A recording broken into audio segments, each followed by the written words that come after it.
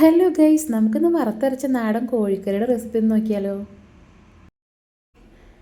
അതിനായി 3 ചെറിയ സവോള, പച്ചമുളക്, ഇഞ്ചിയും വെളുത്തുള്ളിയും അതുപോലെ ഒരു 6 ചെറിയുള്ളിയും കൂടി ചതച്ചെടുത്തിട്ടുണ്ട്. വലുപ്പത്തിലുള്ളൊരു തക്കാളിയും കട്ട് ചെയ്ത് വെച്ചിട്ടുണ്ട്. ഇനി അതിൻ്റെ അരപ്പിനായി 1 മുറി തേങ്ങ, 2 വറ്റൽമുളക്, കുരുമുളക്, ജീരകം, ചെറിയുള്ളി, കറിവേപ്പില, കറുവപ്പട്ട അത്ര എടുത്ത് വെച്ചിട്ടുണ്ട്. ഇനി ഇതെല്ലാം കൂടി നന്നായിട്ടൊന്ന് വറുത്തെടുക്കണം.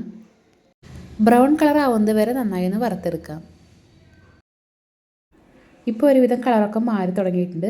ഇനി നമുക്കിതിന് ആവശ്യമായ പൊടികളിട്ട് കൊടുക്കാം. അതിനായിട്ട് 2 ടേബിൾ സ്പൂൺ മുളക് പൊടി, 2 ടേബിൾ സ്പൂൺ മല്ലിപ്പൊടി, പിന്നെ കുറച്ച് ഗരം മസാല, അതുപോലെ മഞ്ഞൾപ്പൊടി കുറച്ചാണ് ഇട്ട് കൊടുക്കുന്നുള്ളൂ. ഒരു 1/4 ടീസ്പൂൺ ഇട്ടിട്ടുള്ളൂ. തീ ലോ ഫ്ലെയിമിലാണ് ഇട്ടേക്കണത്. ഇനി പൊടികളെല്ലാം ഒന്ന് ചൂടാക്കി എടുക്കാം.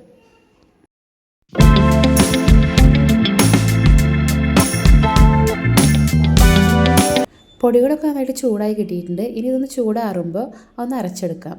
അമ്മിക്കല്ലിൽ വെച്ചിട്ടാണ് അരയ്ക്കണത്. അരയ്ക്കണ ആൾ ഞാനല്ല, അമ്മയാണ്. നാടൻ കോഴിക്കറി ആയതുകൊണ്ട് തന്നെ എല്ലാം നാടൻ രീതിയിലാവാമെന്ന് വിചാരിച്ചു.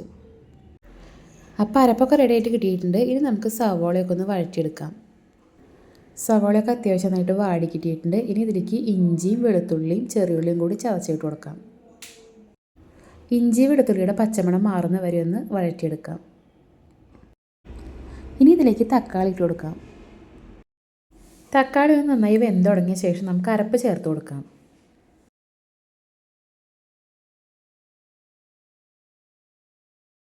ഇപ്പോൾ തക്കാളിയൊക്കെ നന്നായി വെന്ത് തുടങ്ങി വന്നിട്ടുണ്ട്. ഇനി ഇതിലേക്ക് അരപ്പ് ചേർത്ത് കൊടുക്കാം.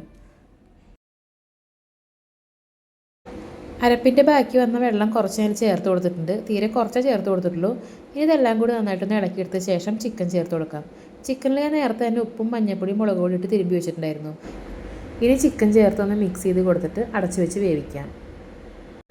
അടച്ചു വെച്ചൊരു 20 മിനിറ്റ് വരെ വേവിച്ചെടുക്കാം. അപ്പോൾ അതേ ചിക്കൻ നന്നായിട്ട് വെന്ത് വന്നിട്ടുണ്ട്. നന്നായിട്ട് വെള്ളം ഇറങ്ങിയിട്ടുണ്ടായിരുന്നു.